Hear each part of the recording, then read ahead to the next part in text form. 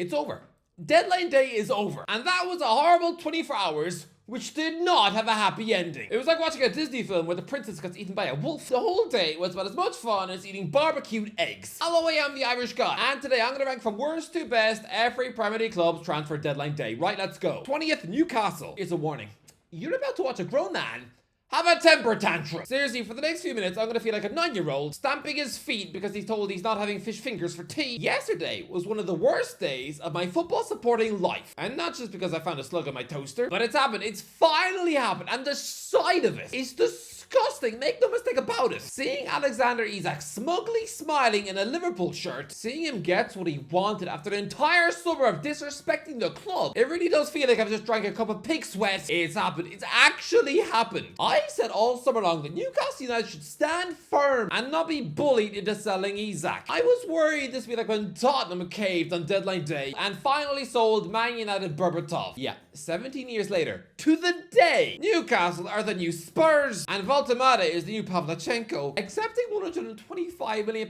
Yes, it's a British record. I know, okay, it's not like the Reds have given us a handful of gummy bears and a kiss in exchange for a world-class striker. I know, it's a lot of money, but it's still £25 million lower than his asking price. Where's the justice? Isak has successfully bullied his way out of Newcastle by refusing to train and refusing to play. That is revolting. Am I a bad person now for hoping that Isak immediately burns his mouth in overcooked soup? Honestly, lads, if I was to see him out to dinner, I'd probably have to resist the urge to slip a bar of soap into spaghetti. A transfer has literally never made me angrier in my life. Seriously, I wasn't fond of Liverpool pinching Andy Carroll for a British record fee on deadline day in 2011, and I was appalled by the club banishing Hatip Ben Arfa on loan to Hull. Honestly, that was like making the Queen work on a farm. But trying to digest this deal, I'll be honest, okay, it's been like trying to swallow my mum's foot. I cannot bring myself to watch this Liverpool announcement video. I would sooner pop in a DVD of my great aunt Doris eating a microwave poo. But I read the quotes, and I can only imagine they were delivered in typical Isak fashion, with all the personality of a wet cheese omelette. It's been a long journey to get here. A long journey? Oh yes, a long journey of you eating bagels on the couch. I'm just happy it's done and I can get back to work. Sorry, what? Back to work? As if Newcastle were preventing you from working. Get back to work. Oh yeah. You'll only get back to work when it suits you, buddy. You'll only get back to work when you successfully weasel your way out of the club, who pay you £150,000 a week. The bad guy is getting rewarded for showing the morals of an evil banana. I hate this. I hate this. This bloke didn't even mention Newcastle at all. No parting words of goodbye or thanks, nothing. As far as Isak's concerned, Newcastle no longer exists. What are we now? Just that crazy ex who he's scared is going to sneak into his garden and pour shampoo in his bird bath? Does he think we're now going to send him dead puppies in the post? Not even a mention of the club who made you famous. And you know what? There are kids in Newcastle walking around with Isak birthday present shirts. Well, your attitude, your contempt for the club, you might as well have gone around each one of those kids' houses to piddle in their cornflakes. It's rotten. And so the reason that I have Newcastle last in this list is because I'm mad at the club. This was hands down the worst deadline day out of every Premier League club because it is financial recklessness. Sure, Johan Wisa was signed from Brentford, but for 55 million, 55 for a guy who turns 29 tomorrow, for someone who had 1 year left in his Brentford deal, who would literally be available for less than the price of a hot dog next summer. But no, we chose to make him the 5th most expensive player in the history of the club. Lads, Newcastle made a £25 million bid for Wisa in July. They'd be made to cough up more than double that. I think Wisa is going to be a good player for Newcastle, but 55 for someone out of contract soon and who next summer will cost less than a Fredo, it is an outrageous rip-off. And also, William Masula moving to Eintracht Frankfurt for £30 million, a ridiculously generous offer, that broke down as well. So yeah, all in all, an awful day. And now, okay, I'm going to speak directly to the Liverpool fans. Prolonged eye contact. This feels like a weird farmer gearing up to kiss a cow. But no, lads, are you really happy with this? You are a fantastic, proud football club, but you're getting somebody with the morals of a worm. This is honestly like someone getting together with a serial cheat. Yeah, she ain't popping out for no milk, buddy. You've got plenty in the fridge. Isak has the soul of a snowman. He's some emotionless psycho who probably does keepy uppies with hedgehogs when no one's watching. I wouldn't be surprised if you've got a fridge freezer full of cats. Seriously, this man is absolutely not to be trusted. And do you know what the most devastating part about all of this is? Is that I've nobody to blame but myself, because this is what I said the day Isak signed for Newcastle in 2022. He's going to be Alexander the Great. This man is the next Premier League superstar. Give it 2 years and Liverpool are going to be sniffing around him. Yeah, I've no one to blame but myself. 19th Leeds. Yeah, they didn't do nothing. Next, 18th Brentford. Again, Brentford needed to cram some extra signings into their team because all summer long the bees have been talking about how they needed a proper replacement before selling Johan Wisa. Look, Brentford needed a striker. They didn't get one. They just loaned in Arsenal's Reece Nelson instead. The latest club to try and babysit this former teenage talent, who really has grown up to show the goal-scoring instincts of a sausage sandwich. You needed a striker, instead you bought a slightly above championship level winger. That's a disaster. Seriously, if I'm a Brentford fan, then I'm now incredibly confused. As if I've just found a dead mermaid in my bath. 17th Man City. Look, it seems crazy that Man City have, yes, signed a world-class goalkeeper, and yet I've still plopped them near the relegation zone for deadline buys. Doesn't make sense, right? Oh, it does, because you've still massively weakened your team whilst ruining the self-confidence of another summer signing. Bringing in Gianluigi Donnarumma for £26 million is one of the horror deals of the summer, because he's the modern-day David De Gea, someone who, despite winning the treble with them, was frozen up at PSG because he wasn't elite with his feet. So why in a teddy bear's left armpit with Pep Guardiola, one of the fussiest managers in the world, think it appropriate to bring in a goalkeeper with chicken feet? What's moving on the best goalie in Man City history? And I'm gonna say it, the best ball-playing goalkeeper to ever live. Ederson Moraes is one of the most successful goalies of all time. So giving away to Fenerbahce at 32 is just weird. Donnarumma is a better shot stopper, sure, but in terms of build-up play and distribution, which is so important to Pep, I mean, just ask Joe Hart, who right now is probably still weeping into a ham and tuna sandwich. In terms of playing with the ball at his feet, this is a downgrade, whilst also needlessly burying James Trafford's confidence in a shallow tin of baked beans by signing someone just 3 years older than him. I think this decision will age like milk in an oven, but at least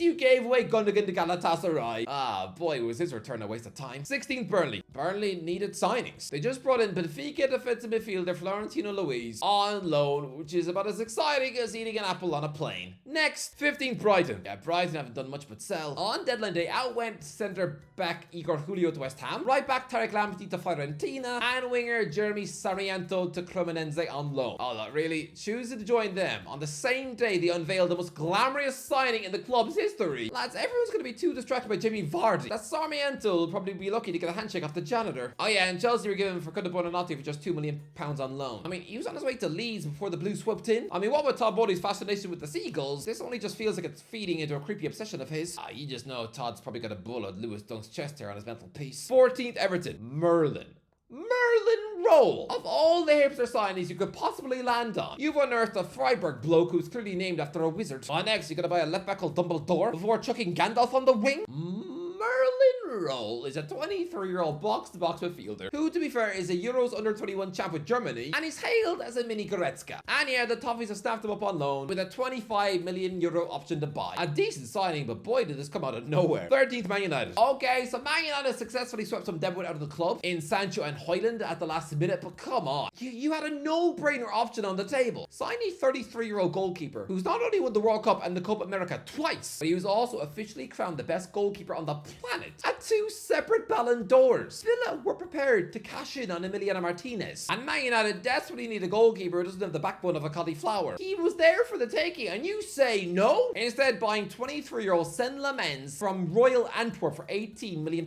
instead. Someone who screams hipster buy. Seriously, all he's missing is a pair of glasses and a subscription to Teen Wolf magazine. He is such a risky, unproven hipster buy. So throwing him under the spotlights and the pressure and the scrutiny of one of the biggest clubs in the world, let's even De Gea at his brain melted when he first got that gig as a kid. What Man United needs is experience. A goalkeeper who can stand there with his chest. Martinez has literally won a World Cup final. I mean, there is no danger of this former Arsenal goal nervously belching up shrimp before every match at Old Trafford. Seriously, this was a wet fumble. 12th Chelsea. Well, Chelsea were so busy all summer that they kind of ran out of steam at the end. The only thing they did was sign Buonanotte on loan for the mother of all pointless deals. We know you ain't gonna play him, Enzo. Other than that, Chelsea brought back Mark Guew from Sunderland after the shortest loan spell in human history. And yeah, they let Bayern Munich keep Jackson, but nothing much. Next, 11th Fulham. Well, Fulham finally woke up to do something in the transfer market. They sit on their hands all summer and then they splash out for the mother of all splurges, paying a club record £35 million for Kevin, another Brazilian winger who made his name at Shakhtar. Is he going to be another Willian? No. Look, you've also brought in Samuel Chukwueze to the Prem, someone who served me up one of the most devastating goals I've ever witnessed in the flesh. A late AC Milan winger to kick Newcastle out of the Champions League. Oh goody! Can't wait to see him up close again. Well yeah, he's a solid winger, good loan signing. 10th West Ham. Oh lads, what West Ham have done on deadline day is indirectly piddle on Liverpool's chips. Because lads, subbing for Brighton centre back Igor Julio seems like an incredibly dull and innocuous deal. I mean, considering this club have unveiled the likes of Tevez and Mascherano on deadline day, then this signing seems about as exciting as a monkey's birthday party at the zoo. But no, it's the ramifications of this deal. Because the Hammers pinched him from under the nose of Palace, that meant that Palace then shut down Mark Gehi's dream Liverpool switch, despite nearly everything being completed. West Ham signing Igor inadvertently had Oliver Glasner threatening to quit Palace. Seriously, this is mad because it seems like such a nothing signing without context. But the butterfly effect here is insane. Honestly, it's like me choosing to have sausages for dinner, and because of that, it somehow means that the King of England is going to get eaten by a werewolf. But yeah,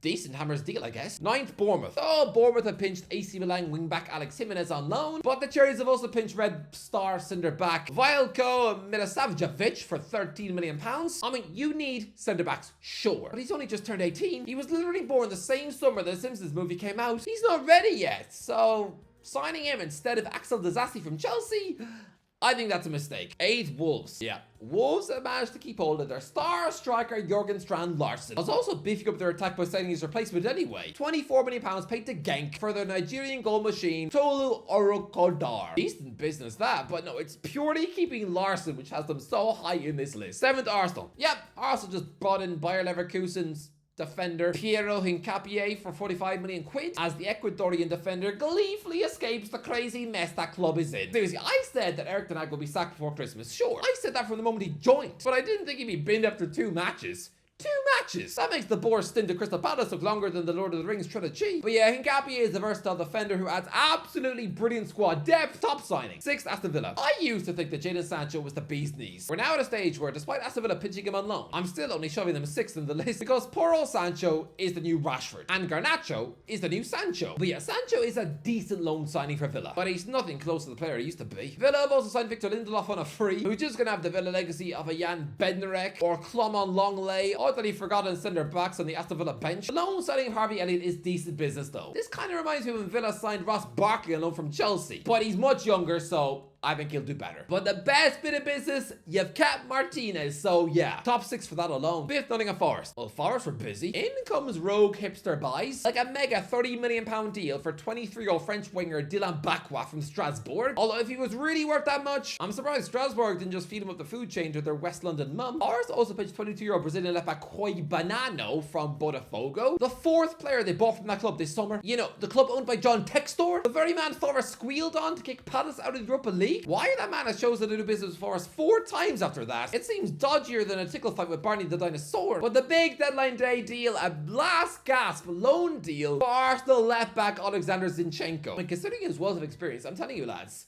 if this deal gets made to be permanent, he's a future Forest captain. 4th, Crystal Palace. You kept Margay. You kept Margay. You kept Margay. An absolute win. Best case scenario for Crystal Palace. Brilliant. 3rd, Tottenham. That's how on earth do Tottenham with both Matthijs Tel and Randall Colomowani at the club just 4 months after finishing 4th bottom of the Prem. 2 guys who were seen as absolute world superstars just a couple of years ago. Getting Mowani on loan for PSG. He is a quality winger who nearly scored the goal to win France the World Cup. This is a top-notch exciting signing. And if Frank could get all of Tel, Mowani and Kudus to click together, that is a mouth-watering attack. Wow. 2nd, Sunderland. How has Sunderland done this? They keep buying and buying and buying and buying, drowning out all the players who were there last year. And here they are splashing out on big names too. In comes Brian Brobby for a club record £21 million. A 23-year-old Dutch striker who smashed on 50 goals for Ajax. He is a much better option up front than the wet pancake that was Mark Gu. And Sunderland have also brought in highly rated defender Lutrai Gertrude from RB Leipzig on loan. Someone who could play all across the back 4. And guess what? Was linked with Liverpool a few months ago. Okay, the last minute signing of a 30-year-old Aston Villa flop Bertrand Traore. Nah, he's gonna be a waste of time. But the other 2 signings, I'm gobsmacked. First, Liverpool. You got Isak. Congrats.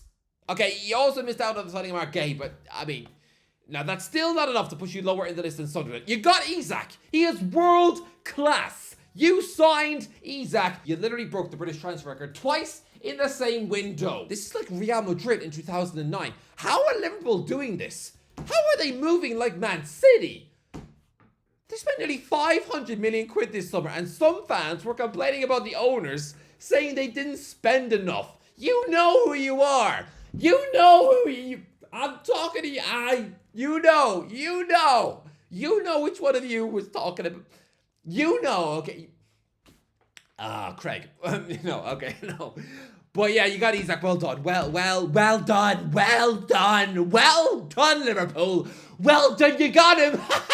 Well done. Enjoy that, Isak. Have fun with him. Oh, I miss him already. Anyway, that's it. Anyway, that's it. Anyway, that's it. We took a while.